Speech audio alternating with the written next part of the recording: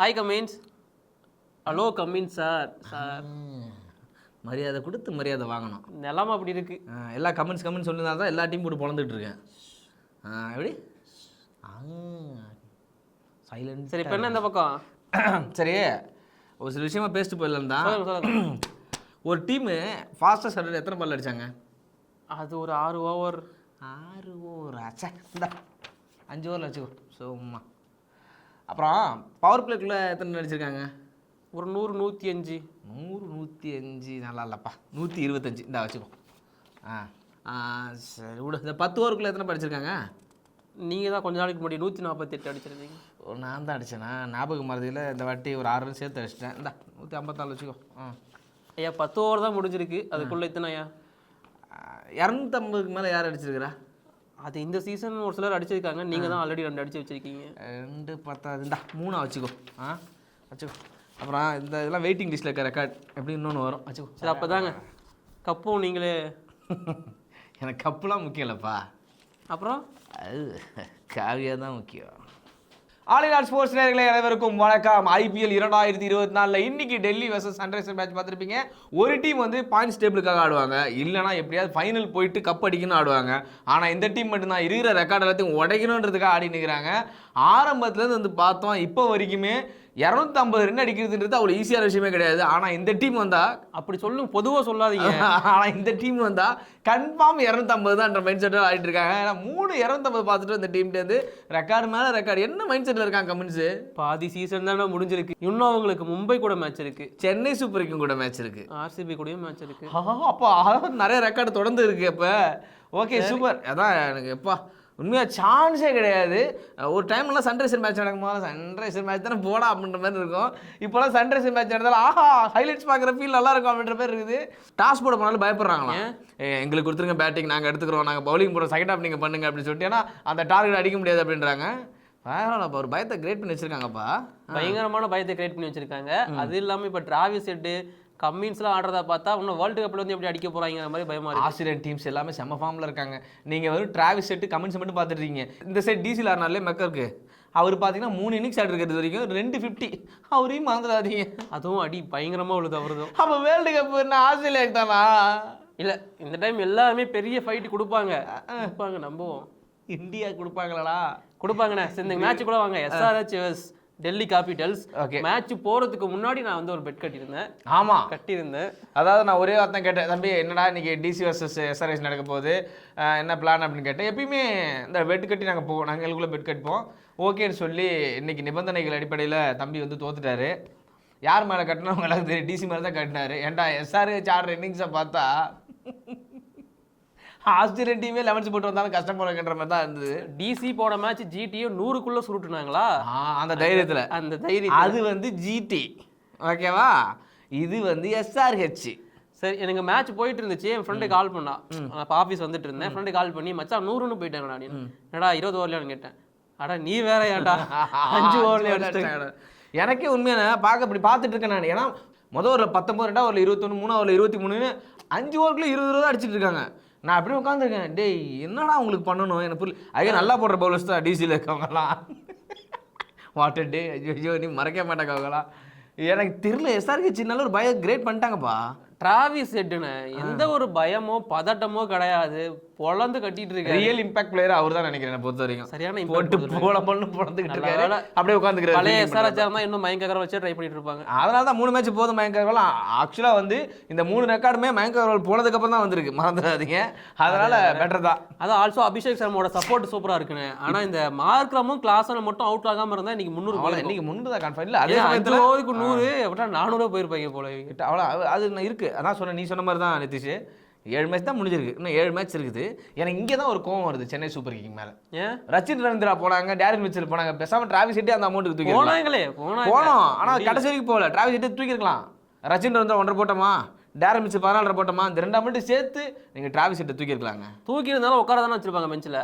ஏன் அவங்கள பற்றி தெரியாதா? பெஞ்ச் ஸ்டோக்கே உட்காந்து தான் இருந்தார். அவரை கூட பெஞ்ச் உட்காரத்துக்கு தான் இருக்காரு. அது விஷயம். சரி ஓகே, T20 மேலே கான்சென்ட்ரேட் பண்ணாமல் டெஸ்ட் ஆட போறான்னு இருக்காரு. சரி ஓகே பரவாயில்ல. ஓகே, டெல்லி பவுலிங்கை பற்றி பேசவும் ஒன்று இருக்கு. டெல்லி பவுலிங் வந்து எந்த மனசனால தான் 300 போகிறதுங்கிறது ஸ்டாப் ஆச்சு. அந்த மனுஷன் யாரும் உங்க எல்லாரும் தெரியும். T20 ஸ்குவாட்ல என்ன எடுங்கன்னு சொல்லிட்டு இப்படி வளைச்சு போட்டுட்டு இருக்காரு. ரிஷப் பண்ட் ரிவ்யூ கேட்கலனா இவரே போய் வாலண்டியரா கேட்பாரு. நம்மளுடைய குல்தீப் யாதவ் அவர் தான் 4 விக்கெட் 52 ரன் கொடுத்திருந்தாலும் 4 விக்கெட் எப்பலாம் பார்ட்னர்ஷிப் போட்டாங்களோ. இப்போ முக்கியமா சொல்லணும் அப்படின்னா அப்துல் சமாத்துக்கும் நிதிஷ் ரெட்டிக்கும் ஒரு இது வந்துச்சு, பார்ட்னர்ஷிப் வந்துச்சு. ஸோ அப்பயுமே வந்து உடைச்சிருந்தாரு குல்தீப் யாதவ். போகும்போது கூட அந்த பார்ட்னர்ஷிப் உடைச்சிட்டு போனாரு. ஸோ குல்தீப் யாதவோட பவுலிங் சூப்பராக இருந்துச்சு.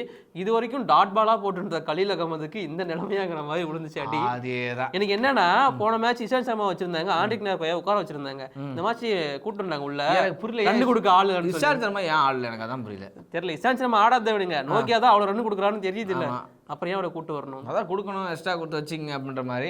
இது ஒரு பக்கம் இருந்தாலும் இந்த சைடு SRHல வந்து ரொம்ப பெருமையா பேசணும் அப்படின்னா டிசி, அதாவது டெல்லியே நடுங்க வச்ச நட்ராஜன் அப்படி தான் சொல்லுவேன் நான். ஏன்னா வேற லெவல் பவுலிங் போட்டாரு. டெத் ஓவர்ல மேடின் விக்கெட் எடுக்கிறது அவ்வளவு ஈஸி கிடையாது.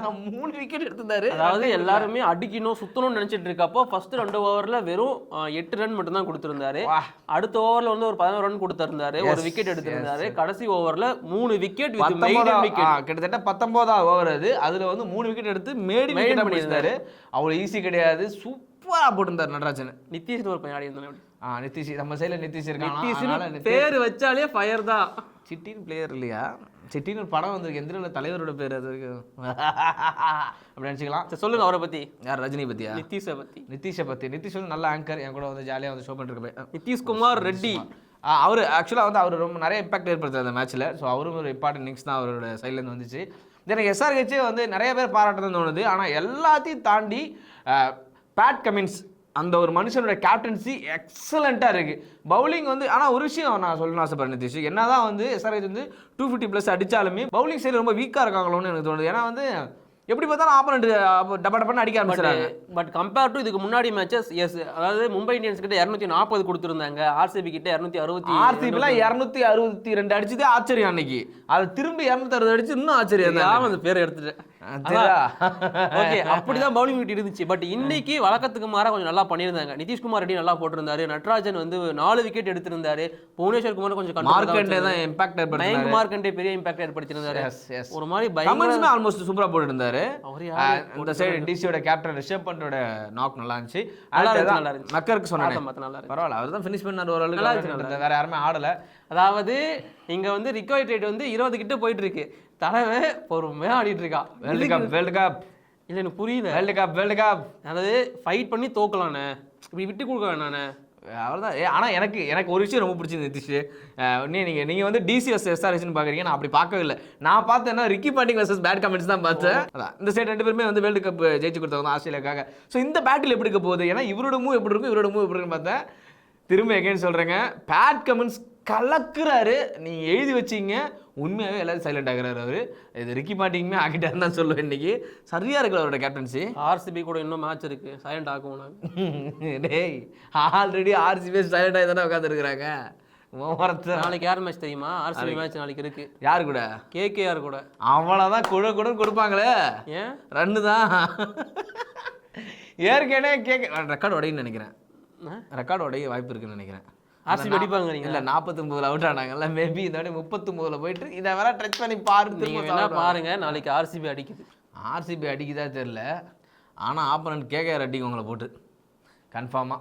ஆனால் என்னன்னா RCBல ஒரே ஒரு மனுஷன், இந்த விராட் கோலின்ற கிங் மட்டும் தான் ஆடிட்டு இருக்காரு. சும்மா ஒரே ஒரு மனுஷன் தினேஷ் கார்த்தியும் ஆடிட்டு தான் இருக்காரு. ஆமாம், தினேஷ் கார்த்தி ஆடுறாரு. ஓகே, தமிழ் என்று சொல்லடா, தலைவர் வந்து நில்லடா அப்படின்னு சொல்லி வேர்ல்டு கப் வந்தால் போதும். பேசாமல் தினேஷ் கார்த்திக்கு எல்லா வருஷமும் வேர்ல்டு கப்னு சொல்லி விட்டுருங்களேன். இப்போ இன்னொரு அப்டேட்டுமே கொடுத்துருக்காரு தெரியும்ல தினேஷ் கார்த்திக். ஆமாம், என்ன நான் வேர்ல்டு கப் ஆடவும் ரெடி தான் அப்படிங்கிறாரு. KL ராகுல் டிவி உடைச்சிட்டேன். என்னடா லாஸ்ட் இன்னிங்ஸ் தான் கஷ்டப்பட்டு ஆடின தோனி பேட்டை கெஞ்சி கூத்தாடி. என்ன ஓகே ஒரு வச்சு அங்கே போய் எதை பண்ணிட்டு இருக்காங்க, யாரா இஷான் கிஷன்.